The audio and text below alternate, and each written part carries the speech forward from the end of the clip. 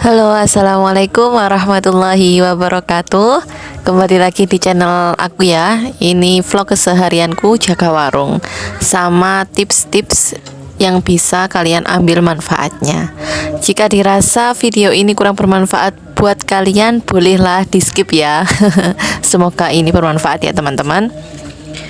Yuk lanjut. Hari ini seperti biasa kalian melihat aktivitas aku bongkar barang dan kasih harga, serta menata barang-barang yang baru datang ya teman-teman, sambil aku sharing tips-tips yang aku tahu dari beberapa sumber ya teman-teman.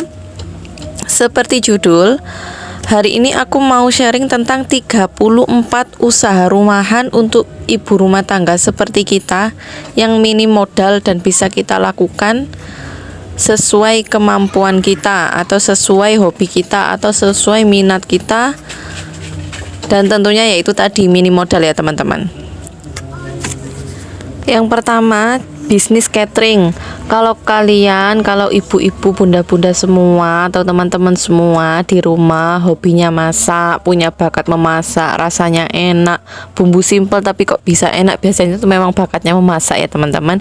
Itu bisa buka bisnis catering, entah jualan makanan untuk DO, misalnya ayam geprek gitu teman-teman, dari rumah. Kita kan sekarang gak perlu punya warung ya, dari rumah, dari dapur pun kita bisa menghasilkan kayak catering, masakan untuk hajatan, ulang tahun, seperti itu. Bisa dari mulut ke mulut, atau dari WA, atau dari Facebook Marketplace, itu bisa teman-teman. Jika kalian suka anak kecil, yang kedua ini bisa membuka jasa penitipan anak. Jasa penitipan anak kan banyak sekarang, ibunya bekerja, ayahnya bekerja. Nah, ini kalian bisa menawarkan solusi untuk jasa penitipan anak, tapi tolong yang amanah ya teman-teman. Yang ketiga, membuat kerajinan tangan. Misal kalian orangnya kreatif, suka membuat kayak tas rajutan. Nah, itu bisa dijual teman-teman. Selain menjalankan hobi, juga bisa menghasilkan cuan. Jadi buka PO aja. Misal kalian suka bikin tas, dibuka PO untuk satu slot saja, harganya sekian, pengerjaan berapa hari, kan gitu bisa teman-teman. Bakat kalian diasah sambil menghasilkan. Terus menjadi dropshipper. Nah, ini yang mudah, dan ini aku juga menjalankan kalau dropshipper ini. Jadi kasarannya itu kita sebagai makelar ya, tapi kalau di dunia online ini namanya dropshipper. Jadi kita yang mencari pelanggan, nanti supplier kita yang mengirim langsung dari pusatnya, seperti itu. Selanjutnya, menjual produk kecantikan kayak skincare itu loh teman-teman. Kalian bisa kula atau kalian bisa ambil di Shopee terus kalian jual lagi, seperti itu juga bisa. Yang keenam, kalau kalian suka menulis, misal kalian itu fresh graduate ya, habis mahasiswa lulus tapi sudah menikah, ingin berpenghasilan, belum ada kerjaan. Kalian kan tentu kalau mahasiswa biasanya pinter nulisnya ya, jadi buka aja jasa penulisan konten, di share di sosial media kalian. Sekarang mudah banget, asal kalian melek digital ya teman-teman. Jadi bisa, apapun itu bisa. Nomor 7, membuka toko online. Kayak aku ini ya, aku kan punya warung, punya toko grosiran snack, ada sembako juga ya. Aku foto, aku masukkan, aku online kan, seperti itu teman-teman. Nomor 8, bisnis kue dan roti. Kalau kalian pinter atau suka nyemil kue atau bisa bikin kue, itu bisa dibuat bisnis, bisa dibuka usaha sekalian, di online kan. Menerima untuk hajatan, buat lamaran, atau buat iring-iring itu loh teman-teman. Semua bisa buat usaha. Kalau kalian nggak punya modal ya mudah saja. Kalian harus misal ada orderan DP ya, DP 50%, nanti tak buatkan. Seperti itu, gak apa-apa. Untuk pertama kita memang harus berani malu dulu minta DP kalau tidak ada modal. Kan kita sudah punya keahlian. Selanjutnya menjadi guru les privat. Gini, misal kalian nggak kuliah, kadang aduh aku apa bisa jadi guru. Kita itu sebagai ibu rumah tangga kan bisa ya, multi talent banget. Meski gak harus satu pelajaran, misal matematika, bahasa Inggris gitu, nggak harus gitu. Buka aja les privat membaca. Kalau A, I, U, E, O saja untuk membaca dasar kan kita bisa kan ya sebenarnya. Nah itu bisa kita menjadi guru les privat untuk anak-anak. Biasanya transisi dari TK mau masuk ke SD itu kan banyak anak-anak yang belum bisa baca. Buka aja untuk tetangga, bayarnya berapa wis seikhlasnya, atau kalian budget juga gak apa-apa, gak masalah.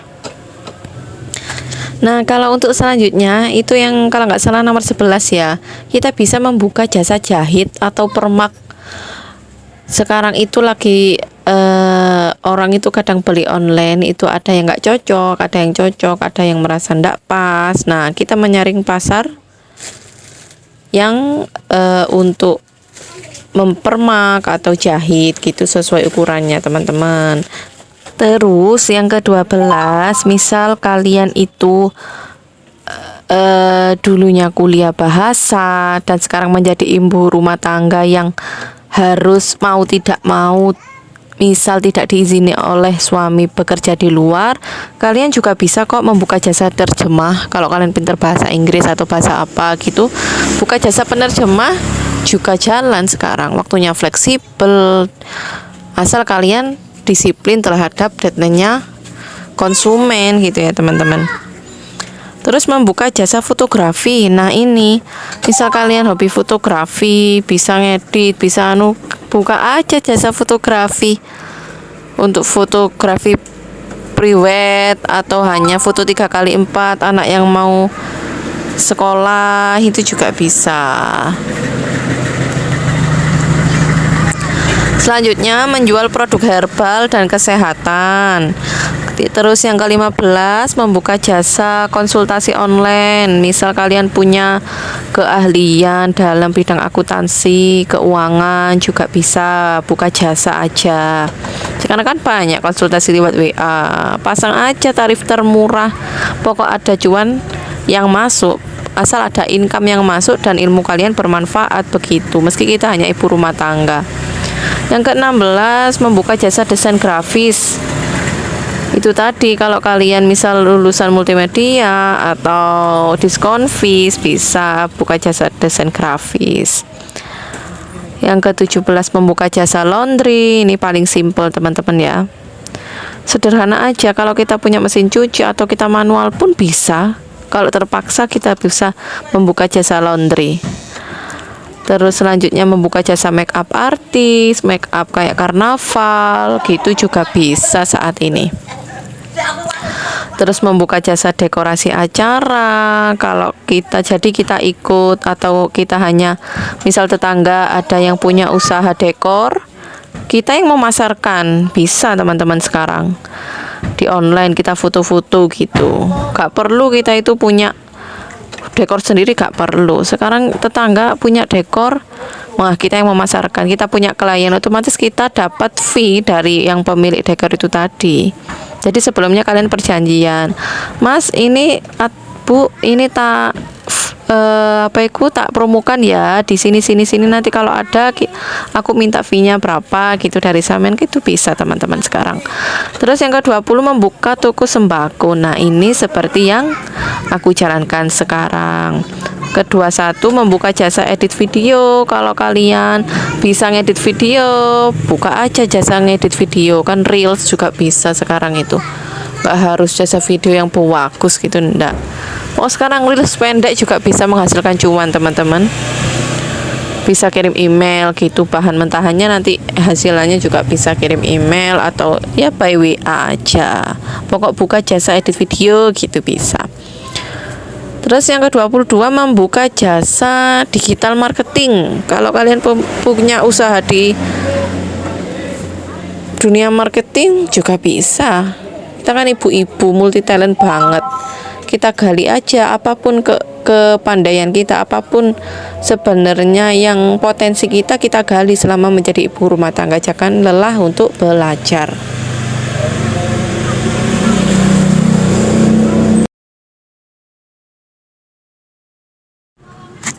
Selanjutnya, kalian juga bisa menjual pakaian bekas berkualitas. Misal kalian ibu rumah tangga yang punya keahlian jualan ya, itu sebenarnya bisa apapun itu kalian jual, itu mudah teman-teman. Misal ada pakaian bekas, sekarang bisa di pre-love loh. Kalau kepepet banget, kalian bisa nge-pre-love baju-baju yang sudah tidak kalian pakai. 1.000, 2.000, 5.000 sekarang lo ada, namanya pre-love ya teman-teman, tapi yang masih layak pakai tentunya. Terus yang ke-24, menjual produk ramah lingkungan. Ini juga sekarang itu lagi diminati. Produk yang ke-24 menjual produk ramah lingkungan itu seperti kayak tas kain, sedotan stainless, atau barang-barang daur ulang kerajinan gitu ya, bisa kayak tas kain, membuat tas kain gitu teman-teman. Terus yang ke-25 membuka jasa cleaning service, membersihkan rumah orang, cleaning service seperti itu panggilan gitu loh teman-teman. Itu juga kan kita bisa, ibu rumah tangga itu kan bisa, tentunya bisa bersih-bersih, itu buat jasa aja. Terus menjual buku bekas, nah dirombengno ya teman-teman, atau masih ndak dirombengno, apa itu namanya ya, pokoknya buku-buku bekas itu dijual yang sekiranya masih layak. Kalau kepepet banget ini bisa jadi peluang usaha. Yang ke-27 menjual produk dekorasi rumah, seperti kalau kita membuat hiasan dinding, buat estetik, dilukis, di kanvas gitu kan bisa itu sekarang. Terus membuka jasa penyewaan alat pesta seperti gaun, alat-alat pesta seperti lampu-lampu gitu. Ini juga bisa kok, keuntungannya itu lumayan ini buat pesta. Jadi kita modal sekali, nanti bisa dibuat berkali-kali. Terus yang ke-29 membuka jasa penyewaan mainan anak. Misal kalian punya mainan kayak prosotan, ayunan, itu yang satu set atau kolam renang besar itu bisa disewakan. Kalau misalkan anaknya kalian sudah tidak menggunakan, itu bisa banget tetangga sekitar gitu kalau takut hilang ya. Pokoknya jasa penyewaan anak di marketplace Facebook itu mainkan teman-teman, itu peluang banget. Ke-30 menjual produk handmade, membuat lilin, barang-barang rajutan, menjadi freelance di rumah kayak editor naskah, ngedit, menulis, desain flyer, desain banner gitu bisa kalau kalian punya usahanya. Pokok jasa yang kita tawarkan. Membuat produk hampers, ini juga bisa untuk hampers ulang tahun, hampers kalau mau lebaran.